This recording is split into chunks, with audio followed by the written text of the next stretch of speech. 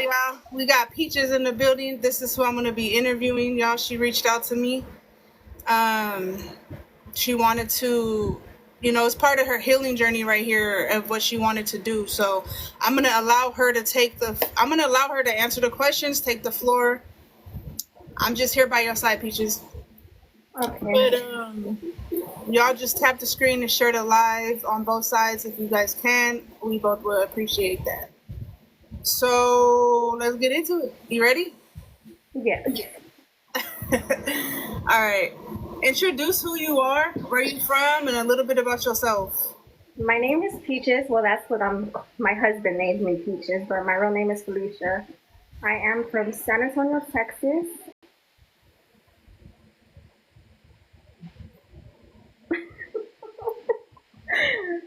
Yeah, I grew up in Austin, Texas. I just moved to San Antonio about 2 months ago. That's what's up. Texas love. Always Texas love in here, for real. Yeah. All right, so you were explaining to me over the phone, and first off, I want to apologize. I just been a busybody, and I have not forgot about you. So I apologize if it's been a while. I know we talked a while ago, but I appreciate you for still wanting to do this. So when we spoke over the phone, you was telling me a little bit about like your childhood. Hold on, my service.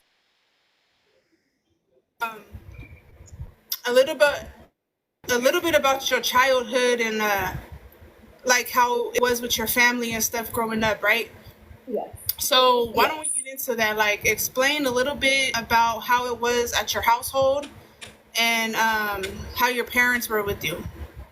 Well, my parents, I grew up in the household with my mom and my dad.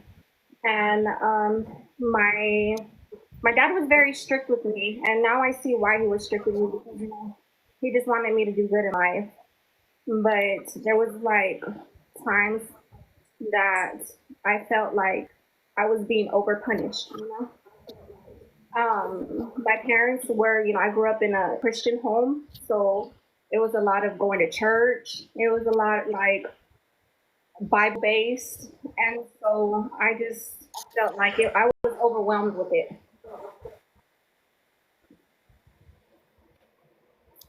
I definitely can agree with you on that. For real. So going through like being very Bible based and stuff like that, right, with your family. Mm-hmm.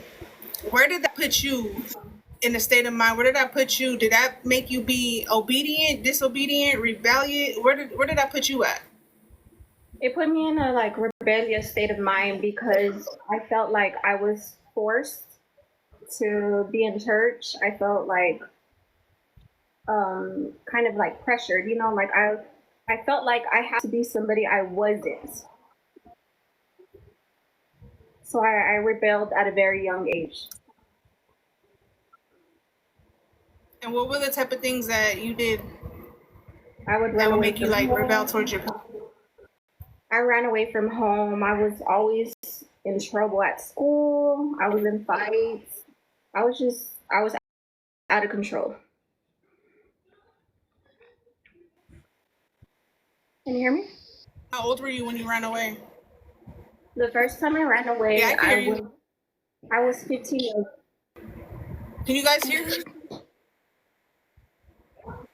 The first time I ran away, I was 15 years old when I started running away from home.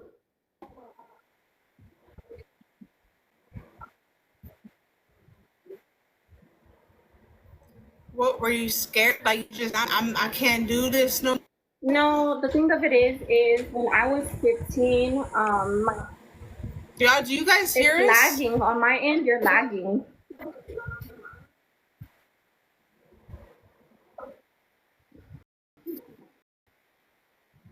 Yeah.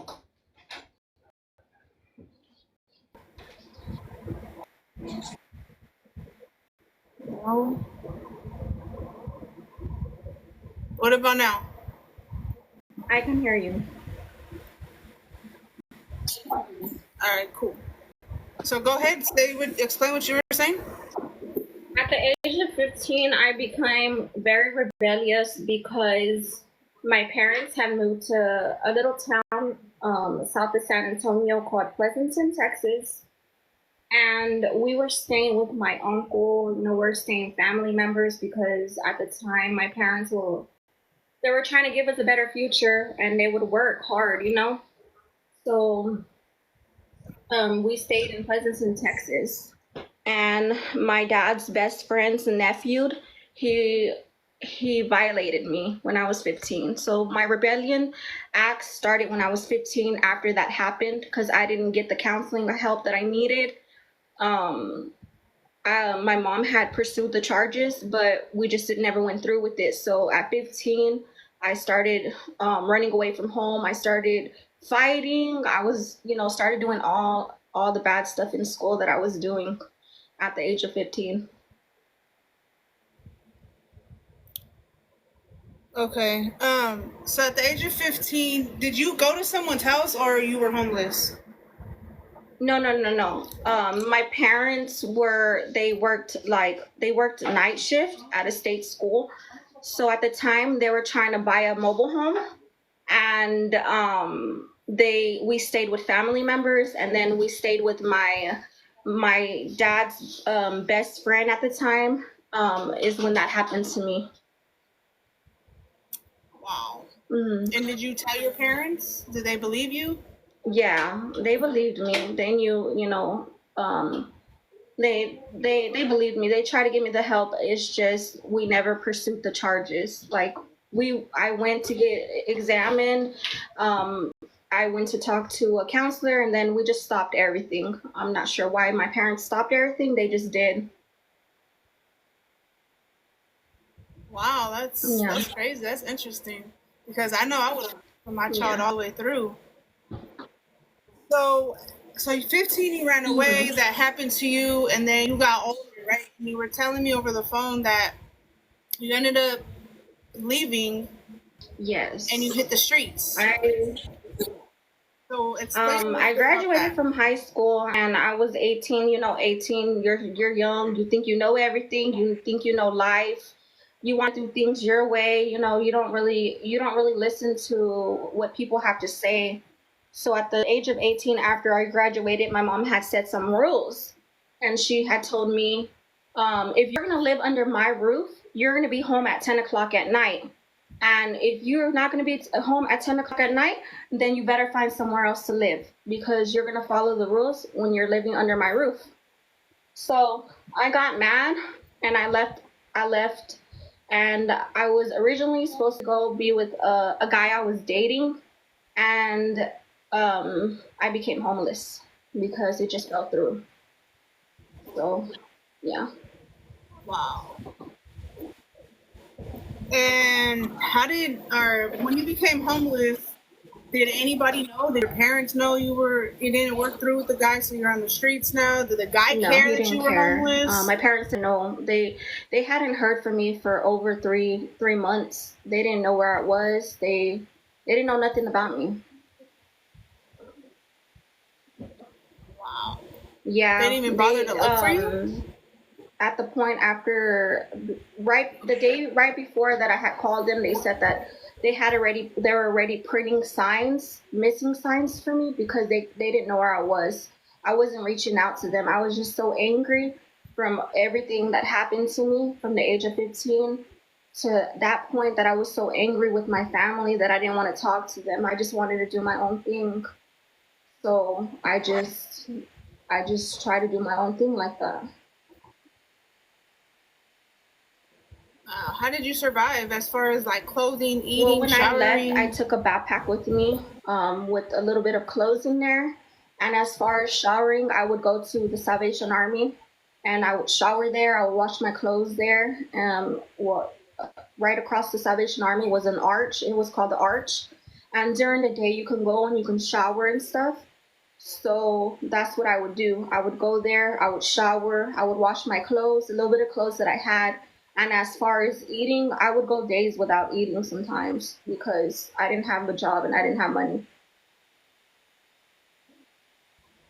How did you do that? I'm not sure. Like, It's just I was so stuck in trying to prove a point to my family that all that didn't matter to me. wow, I'm sorry you went through that. So being homeless, did you meet anybody in the streets? Did you? I know you stated you did meet somebody, so I met a explain a lot of little bit people. about Like, that. you'll be surprised how many young people are in the streets. How many people are really lost and, struggling on the streets. Like, it's sad because there are people out there on the streets that really are homeless, that are not just there because of drugs, not there just because of alcohol or anything. They're really there because of mental illness, or they're really there because they really don't have nothing. So I met all types of people from all different types of life, from different experiences, because I was never on drugs. I was just down there. I was never on drugs. So that I seen a lot. But I did meet a girl down there. This is like very hard to talk about. Just take your time. Like I said, take your time. We're on your time, not mine. We're on your time, okay? So just take your time, Mama. You're good. You got this. You got this. I Y'all go over there, share her, give her some love, y'all. Go I tap the did meet a screen. girl. She reminded me of my little sister. She was 15. She was a runaway from foster care. She ran away from foster care. She didn't have no family. And I viewed her as my little sister.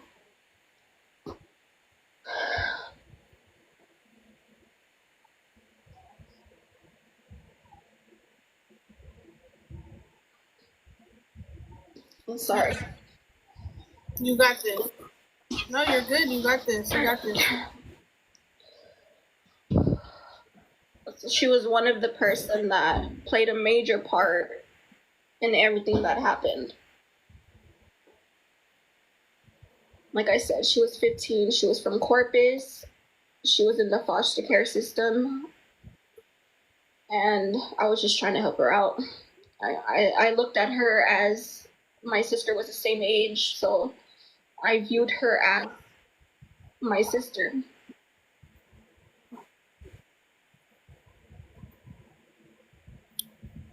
I feel that. I feel that. So when you met her, like,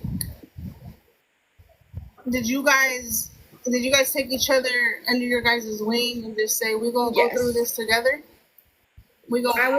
We would take turns sleeping because there was so much going on at the streets. So many people were getting hurt, beat up, stabbed, whatever you think of, they were doing to the people. So we would take turns sleeping. Whenever she was asleep, I would be awake watching her. And whenever I was asleep, she would be right next to me watching me. So we would take turns sleeping.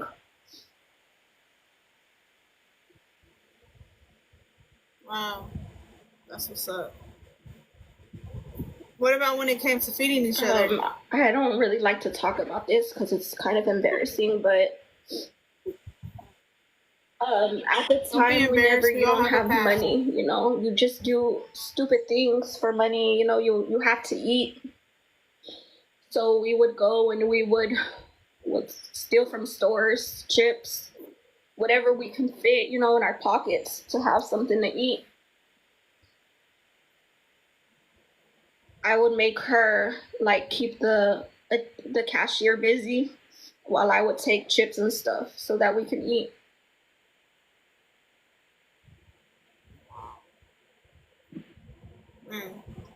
I can only imagine.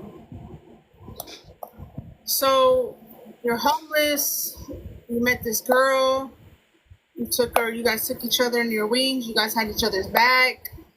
You feel me? I got you. You got me, type of thing. And what else did that lead to? Because I know you were saying that it led to more deeper stuff. Yeah. She was involved in things with you. So where else did that take you? Where else did that meet take you to meeting someone Well, else? what happened was she had me really scared because for days she would go missing and I would be walking everywhere looking for her because I was so worried about her. Like I said, like I viewed her like my little sister. So I would look for her for days at a time. Like I would go to the spots I thought she would be. Um and I couldn't find her. I was just scared. Like I was just like, man, I hope nothing happens to her because I felt like it would be on my conscience because I wasn't there whenever she would leave. You know, she'll be like, oh, I'm gonna be back. Like I'm gonna go to the store. I'll be right back. You know, I'll be right back, and then she would go missing. So I'm like, damn, I should have went to the store with her. You know, like I just wanted to be sure she was good. Like like I said, I don't know why. Like this girl, she just reminded me so much of my sister. So for her to be missing for days at a time would scare me. Like it would send me into like panics because I'm like, fuck, you know, she's young. Like anybody can just take advantage of her because she's 15. She doesn't really know life. Like she doesn't know anything. Like I've been on the streets longer than her, so I felt like I knew more than her. But And through this whole, oh, go you ahead. can go ahead. That's fine. I don't want to like. I don't want to over talk. No, you're I good. didn't want to Go over ahead. talk.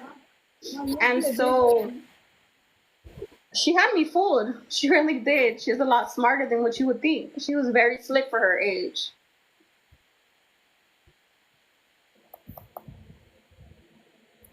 So you had mentioned that she had some Yeah. debt to pay, and you feeling that you're the big sis, you got to help little Yes. sis with the debt, right? So let's do a little bit of that. So What happened there? one day, whenever I just found it weird that whenever she would come back with me, she would have her nails done. She would have her eyebrows all pretty. She had her hair, you know, fixed differently, like dyed differently. And I'm just like, damn, like what happened? Like what you doing? Like how you getting all this money? Like you ain't sharing? Like that's what I would just tell her. Like, man, I wanna get my nails done. I wanna look cute too. So I would just tell her that. Homeless Yeah. and looking I was like, man, bougie. I'm homeless, but at least I want to look good. You know, I'm looking busted most of the time.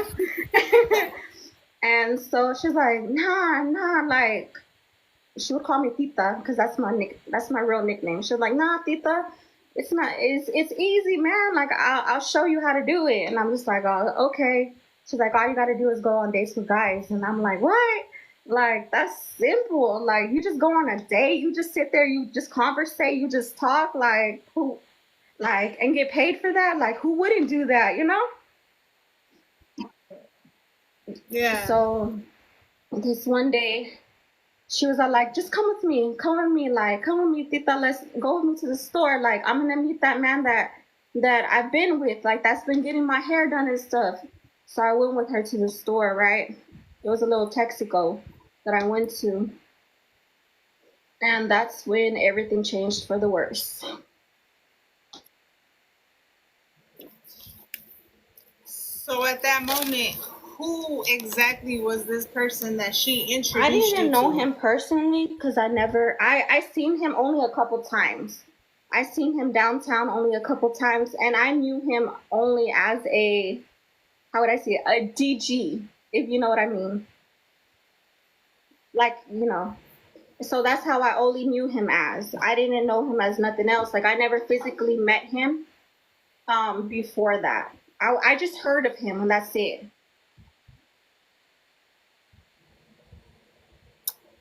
Okay. So after meeting him, she introduced you, you met him, you hung out with him, I right? hung out with You had him. mentioned you hung out with him. He seemed and he seemed And very nice. He wasn't pushy at first. He was very, you know, very straight to the point but very nice. If that makes sense. I get you. So meeting him, she introduces you. You meet this guy. You've heard of him before, whatever the case is. You hung out with him. Now that you're hanging out with him, was she still hanging out with him too, or No, the with all the first three of day you guys? that she introduced me to him, we went and I seen her with the client, like just talking, but I didn't think nothing of it because I wasn't really paying attention, you know. But the second day, we went back to the store because we were gonna buy some drinks, and she disappeared. Like she went out through the other door and left me with him. So as she left you, did you feel like, Yeah, I felt like, are man, you just that's gonna? sketchy. Like, why did she go out through another door? You know, like I felt like, damn, like she's supposed to, like she was supposed to. I felt like it was more of a loyalty thing because I had watched her, you know, watched out for her so much. I was there for her always, and I was just like, damn, why would she just dip on me? You know? So after she dips, and now you're with this guy, right? Who and what does this guy He become? becomes somebody that I wasn't the person that I met at all. He just becomes like, oh, your sister wants a dip on me. She owes me a lot of money. Like, since she's your little sister, like, it's a debt you have to pay. And so it all changed from the time she dipped. Everything changed. How did it He change? took all my belongings and he put it in the trunk of the car, which I had a backpack and just a photo album from whenever I was in school. You know, we had those digital cameras where you go and you get the pictures out from like a Walgreens or whatever. So I had all those little Polaroid pictures. I had a whole album. He took everything from me and he put it in his trunk and told me I couldn't leave until I paid off her debt that she owed. Damn. And what went from He took there? me to a hotel room and I was locked up in the hotel room. He took everything, like I said, everything that my clothes that I was wearing, he took it from me, everything. He unplugged the phone in the hotel room. The first day he unplugged it and so that I couldn't dial out.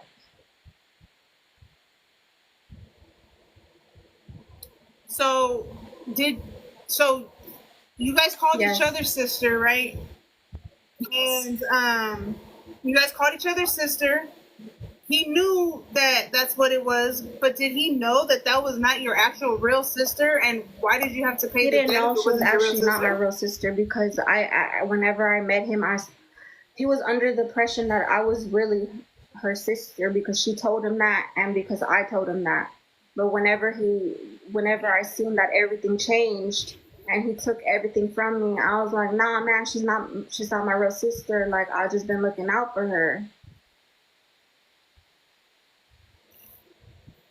So what was going through your, like? Did he even care that you had mentioned that it wasn't your real sister? He's like, man, girl, it's too Yeah, late. that's Like that's exactly your what he said. sis. It's too late. Like you gotta pay her debt. Somebody's gonna pay me and it's gonna be you.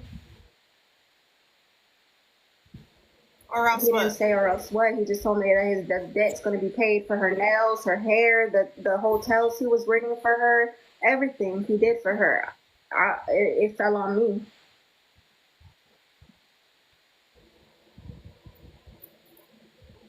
So what was going through your head? Like what was going through your head? Like damn, she bounced on me. I'm stuck with him. She got debt by him. I gotta pay it. He thinks I'm really her sister. He took all my belongings. Your family don't know where you're at. You're homeless in this hotel room. Like, what was going through your mind? At that moment, all I was going through my mind was like, damn, like how am I going to get out of this situation? Like that's all I could think about. It's like, man, like I can't call nobody. Like I'm just hopeless. Like whatever's gonna happen is gonna happen. At the first day, that's all I could think about. It's like, okay, if he kills me, like so be it. Like this is just the way that my family's gonna have to find me.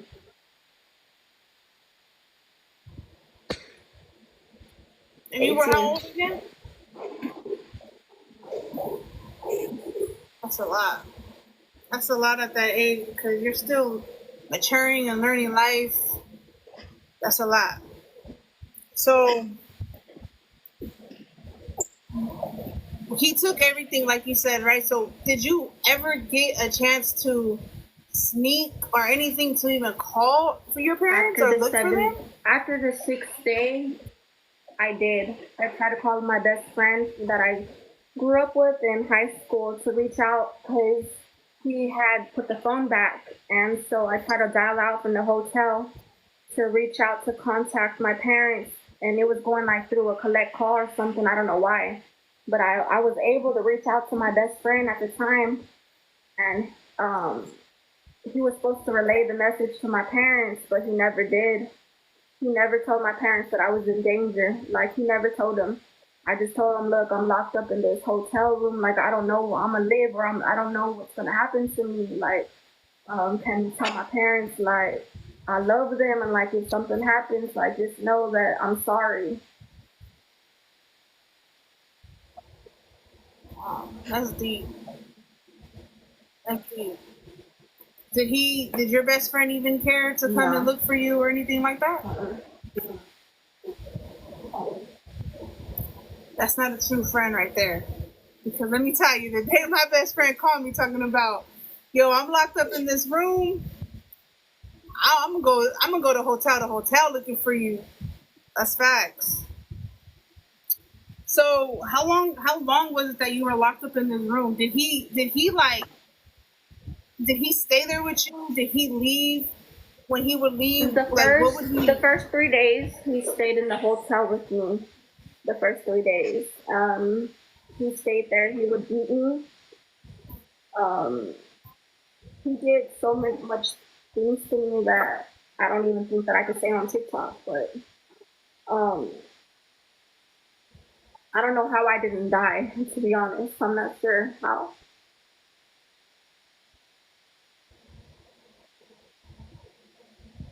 You got this. You got this. You got this. You're stronger than you know. Let me tell you. To come on here in front of basically the world to speak up about this, you're strong. Okay. Never forget that you are a strong woman. You got this. You ain't nobody against you. We all on your side. We all on your side. No weapon formed against you will prosper. All right, you good. You got this. So just take your time and answering I don't everything know you got. how I would stay alive from the first 3 days of him beating me, strangling me. I don't know how I'm alive.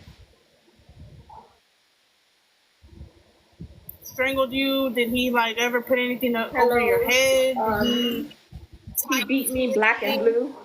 My face was all messed up from where he would beat me. And then after the beatings, I couldn't cry. I couldn't scream because I would get hit more. And he would put me in a cold shower to keep me up, to keep me awake. Wow. And how Yeah. he was much older than you? My chat saying they wish they could give you a hug right now, and that you're strong and God has a purpose for you. And it's true, He does. This is a testimony right now what you're doing. Um,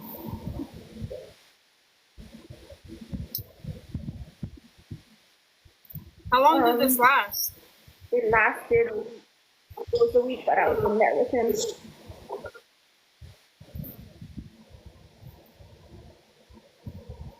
Did you ever I try did to after the escape? 7th day.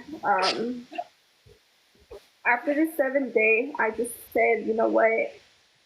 I need to fight for my life. Like, I need to fight. I need to do something. And I could, like I said, I couldn't cry. I couldn't show no emotion. Because he would hit me. But after the 7th day, like something just came in my head, and I just began to pray in my mind. And I just said, God, like, if I don't do something, I'm gonna die. Like, I know he's gonna kill me. Like, I don't know how much more I can take. I don't know how much more of him hitting me in the face, hitting me in the head I can take. So I came up with an idea. I don't know how I got this idea, but I got this idea in my head that I had met a college girl at the time whenever I was homeless, and she had an apartment where she had roommates, and she would let me go over there, and she would feed me, and she would let me shower, and she would let me wash my clothes. And for some reason, I told Ace, I'm like, hey, I don't have nothing else to wear, because after the 3 nights, after the 3 days, he started taking me out. He started taking me to the strip club to deliver for him. And I said, hey, if you want me to help you, like, how am I supposed to go inside these places if I ain't got nothing to wear? If I'm dirty, like, how am I supposed to go in these places? Like, how am I supposed to make you money? And he was all like, you have a point. Like, that's what he told me. You got a point. And I was like, I have a friend. Like, she stays in these apartments.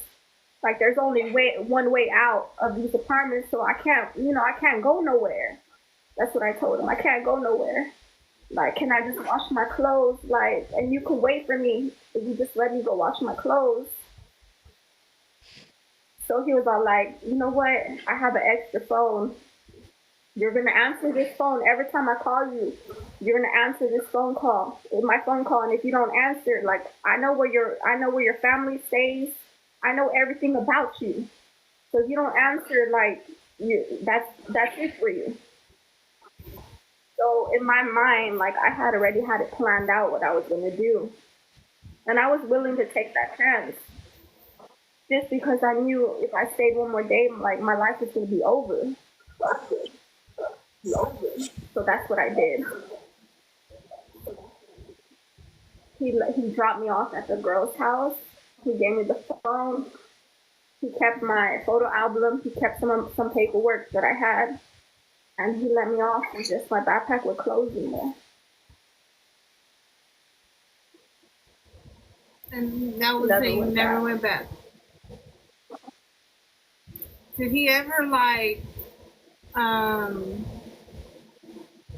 how do I say this? Did he ever like try to get you onto anything to where he doped you out or Did anything he like ever that? do what? Did he ever put like any type of thing in your drinks or anything like that? I can't say the word, No, but he never did that. What he did do was, buns. I'll what he say did do buns. is, for like me, a part of his agreement with me was him trying to take pictures of me to put me on Craigslist. Like, that's how he wanted me to pay my debt. Like, he was taking pictures of me, and that's why I would get hit, because I would start crying, and I'd be like, man, I don't want to do this. Like, this is not me. Like, I don't want to do that. Like, I don't want to sell myself.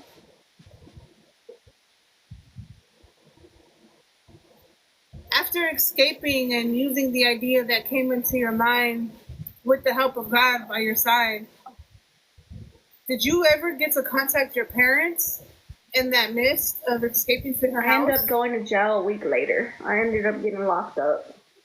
I didn't want to tell my family, even though, like, I went through that. I didn't want to tell my family because I thought they would judge me. I thought they'd be like, oh, it's your fault. Like, you're on the streets, like, you chose that life. So it took me years to tell my mom what happened to me. It took me a long time. And what happened when you told your mom? She broke down. She was crying. Wow. I can only imagine as a parent. So, did the police ever get involved in the situation with that I guy? found out maybe like a couple years ago. I was sitting down. I was sitting down watching TV, watching the news, and I seen his picture on the screen. And when I seen his picture on the screen, I seen his charges that he had, that he was trafficking girls across state lines. 15-year-old girls. And my heart sunk because I felt like if I would have reported him, none of that would have happened to them girls. Like I can only imagine what they went through. I felt like it was my fault. It's not your. It wasn't your fault. Don't blame yourself for that situation, for that. But is he? Do you think he's Yeah, still they in gave him jail a right life now? sentence. Look at God, girl. That's God right there. That's God right there. So that happens, right? Now you know he's locked up for good. How does that make you Part of feel? me, I'm angry because I want to go, but I'm too scared, like to sit in front of him just to ask him why did he do all he did to me? Why did he damage me? Why did he beat me? Why did he strangle me? Why did he arm me? And when he would arm me, tell me he loved me. Why did he do all this stuff to me? Like I didn't deserve it. Nobody does. Did you go through counseling, or how did you go through your This is my healing with healing. this? Speaking about it is my healing. It took me almost since 2007 to actually be able to sit here and talk about it. That's awesome. So you went through all of that, right, in your life, and then God brings this man in your life. Look at that smile. God brings this amazing man in your life, and he took you for everything that you've been through. And I'm pretty sure that you Yes. shared this with him, right? Yes. And how did he feel, like, to know, like, damn, my wife went Well, through part this? of me, like I have nightmares, so he would freak out and he would try. I remember him waking me up out of my sleep times, and I'd be screaming, and he'll be like, "Man, what's wrong with you?" And I was just like, "I'm not ready to talk about it yet." And I told him that in the beginning, like, "I'm not ready to talk about it yet." And certain things, like he would, like I know he didn't know, but like it would trigger me, and I would get scared, and he would be like, "Are you okay?" And I opened up to him, and he was just like, "Man, if I was there, if I was in Texas, if I was in Austin, and I knew you were homeless, I would have saved you." How did you meet him? That's a long story. That's a long story. I mean, I got the Doritos. Like, I'm here for it. What's up? I met him online. I met him on a Met him on some time. No, just I met kidding. him on an online app. Yeah, They said I we met got him. time. Hold on real fast. I'm trying to unplug this charger for my son. Here, close the door, Oh, puppy. you're good.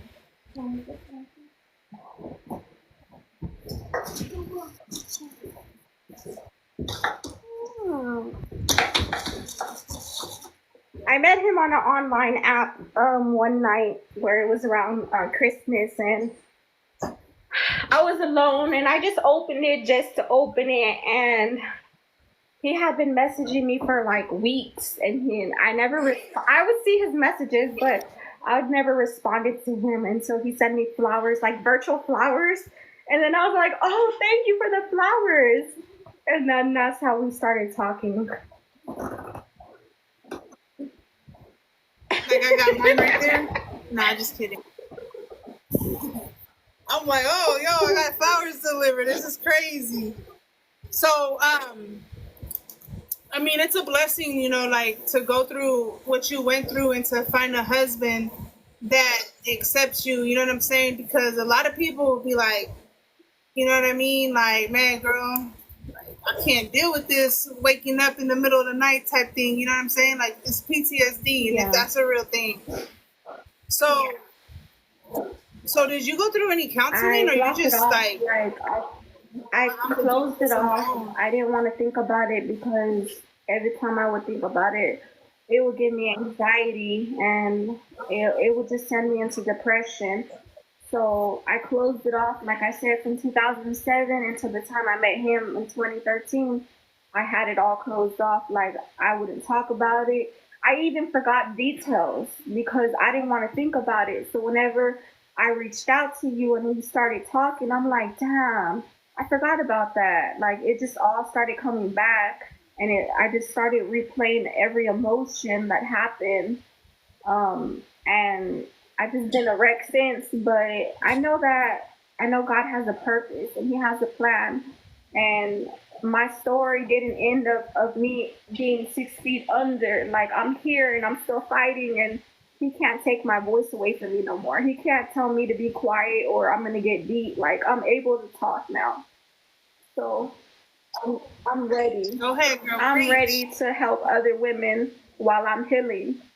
Because that's all I've ever wanted to do, starting from that little 15-year-old girl. All I wanted to do was be there for her, even though I didn't have nothing.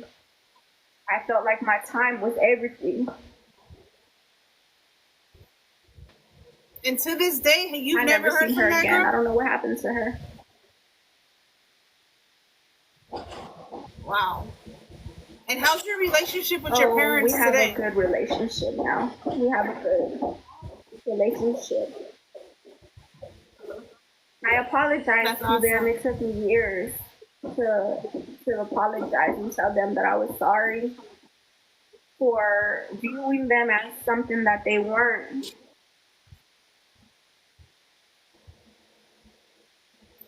Sometimes parents, sometimes they do things that like push us, and we get as kids, we're like, damn man, if they just don't stop already.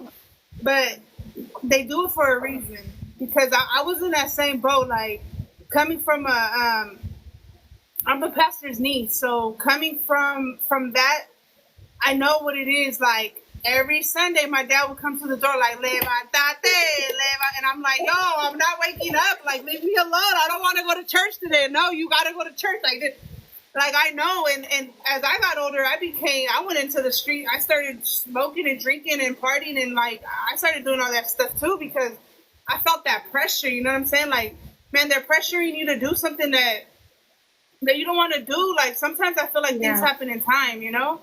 But at the end of the day, they do things like that for a reason, and we don't realize that until we get older. And then when we start going through our stuff, that's when we like, oh, that's why they was forcing me to go to church, because damn, like, you know what I'm saying? They was getting me ready for what can happen out there. But we be stubborn as hell. You know what I'm saying? We really do be stubborn as hell sometimes, and we just don't want to Yeah, listen. yeah, and then also like But having my own kids like made me realize all of this. When I had my first daughter, it made me realize like, damn, they did. I felt like they hated me when I was growing up, but in reality, they just wanted the best for me. Like they wanted me to be a good person, like in their own way. Maybe discipline was just like a form of them trying to get me on the right track because I was walling out. But I see it now. Like I see all their sacrifices that they did. Like I see it all because I have my daughter, and it made me realize.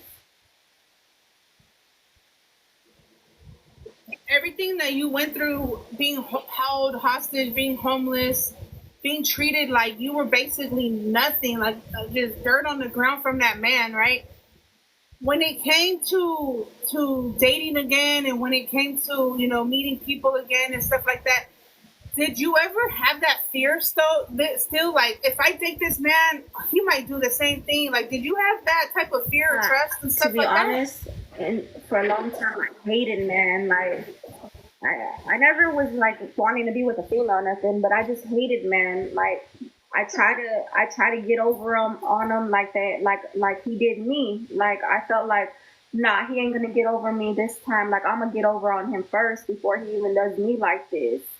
And it took me some years. with my first marriage, that's how I was. Like, I disliked him. Like, he tried to love me, but I never loved him because I couldn't get myself to that point to love him because I was so scared. I was so hurt, and I couldn't even tell him what I went through because I knew he wouldn't understand. I feel it. I don't know, like, I know my walls will be all the way up, all the way up, because that's not an easy situation to just be like, it happened to me, and then I meet a guy, and like, because the back of your mind, you might be thinking like, this guy's gonna do the Yeah. same or worse. You know what I'm saying? Like, I would have been scared. I ain't gonna lie, I really would have. So now that you're a mom to your beautiful children, right? Um, are you trying to guide them in the ways, not the same ways your parents did, as far as like pushing church or pushing whatever, but in a better way where they don't have to feel like they can do anything, like have to do anything behind your back or bounce out the Yeah, house? I'm very honest with my kids. I kind of tell them how it is. I don't sugarcoat them because I want them to be able to come with me open freely and be able to talk to me about anything and feel like it's a no judgment zone for them. So that's why I'm so straightforward with them. How do you feel now? Like, if somebody right now is watching you right now, and they went through the same thing, or they're going through it right now as we speak, because every single day someone's going through something, or face something, or been through it, right? What would you tell that person right now if they were to be right here, and open up to you and tell you, like, man, like, this happened, that happened? What would be the It's not your advice that you would give fault. to them? Like, you didn't deserve anything that happened to you. It's not your fault. And if you're scared to report it, please report it because if somebody did that to you, there's going to be a next victim. It's not going to. There's not just going to stop with you.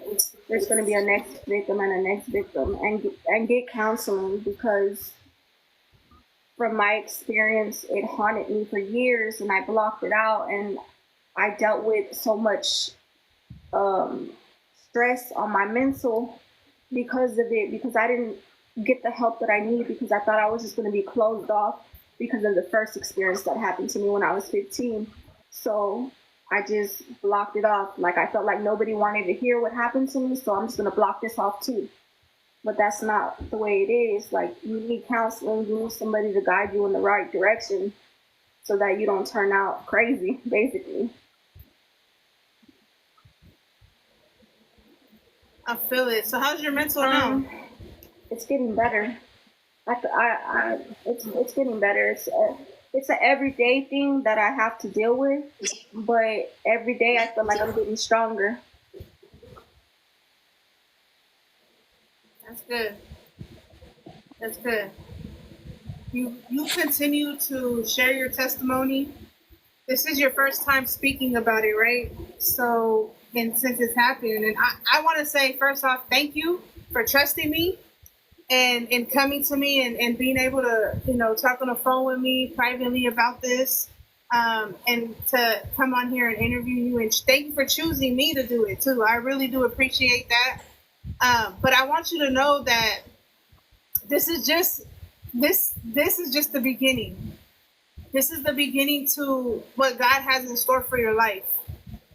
This isn't the end just yet. There's somebody that's going to be out there who's listening right now on here, or you might meet in a store, who God puts people in your life for a reason, and in your path. You might go to the store right now and somebody might come crying up to you right now and telling you that they're hooked on the rugs, or they're homeless, or they've been pimped out or something too. And because of things that you've been through, you're going to be able to share your testimony and touch lives and change lives and help lives. You know what I'm saying? You might be able to even have your own little sponsor type of thing for this type of stuff, because in reality, this happens daily. Every single day, there's probably someone right now that's hostage somewhere, and no one knows. You know what I'm saying? Until, just like you, God put an idea into your head for a reason. Because you're right. He could have ended your life. You wouldn't be talking on here right now. Yeah. Right? And so God put an idea into your mind for a reason and for a purpose. And it was obviously a strong reason and purpose that you survived, you escaped it, you got out of it, you're here sharing, so don't give up, don't stop here. Just keep sharing your testimony, because this is a big testimony. Not a lot of people can say, "Oh, I got out of it. I survived it." A lot of people can't say that. A lot of people coming out of that hostage home or wherever they're locked out in a bag. You didn't. And that's because God has a reason for you. There's a reason why he created you. You went through it for a reason. You know what I'm saying? It wasn't a easy situation, but you did it. You gone through it. And now, like I said, it goes up from here. So you got many blessings coming your way. You got support on my side for sure. And just go, like, you're strong, you're smart, you're a queen, you're a child of God. You know what I'm saying? And what you went through, remember, God died on the cross for you as well. And he went through bad too. You know what I'm saying? And look at him now. You know what I mean? So you're a shining star. You're God's armor. You're his child. He loves you. I love you. TikTok is loving you. So just keep going forward, you know what I mean? And you're going to do things out there. You will. I appreciate it, Official. I really do. Your words of inspiration. My whole point of me sharing my story is to help that person that's strung out, that is down and out, that feels like there's no way to come out. Like, there's always a way if you just put your mind to it. And just know, like, you're not alone. Like it'll get easier. It might take years, it might take months. For everybody's different, but it gets easier. I wanna eventually one day I wanna open up a women's home for women that are homeless, that I can house them, and I can clothe them, and I can feed them, and I could give them a place of shelter. Because being out there, I seen all kinds of type of women, pregnant women, strung out, teenagers strung out. And there's not a lot of resources. Like, they say that there's a lot of resources, but in reality, the government can only house so many people. So it takes a village to help somebody. So I want to be that village to help somebody in need. Well, God knows your heart and your desires. And patience in due time. Patience to me is a key word. Like, I know it's hard to have patience, everybody, but you got to have patience in order for things to fall into its place. So just have patience. God knows your heart, your desires, and it will happen. It will happen in His timing. Never rush the process. It will happen for sure. But again, Peaches, I thank you. You did amazing. You did great. You're very strong for sharing that story, because I know that's not nothing easy to share. But keeping that example to those out there. Forget the hate, the negative. Just keep doing you and stay positive. Thank you so much. Keep your eyes on that prize. Go get that shelter. Yes. Go get that shelter. All right. Tap in anytime. It's good. We could battle, tap in, chill, Okay. whatever. Thank you so much. Okay. But I appreciate you. Bye. No worries. Bye. How do I exit?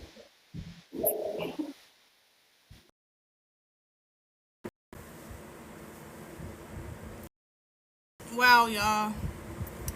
It's sad. It is so sad that that happened to her. It's so sad that happens to many, many, many, many people worldwide. But it's a blessing at the same time that she's gone through it and conquered it, and God never left her side, y'all. God never left her side through it. And look at her now. She's happy. She's married. She got kids. You know, once I said marriage, you saw that smile hit. But she did amazing. She did amazing. It was very sad that she went through that. By the way, y'all, thank you for the, what is it, 24.6K likes. Thank y'all for the double taps, for being in here, y'all, supporting her more than myself. But thank you for watching me, but thank you more for supporting her, y'all. I appreciate that for sure. And thank you for the shares as well.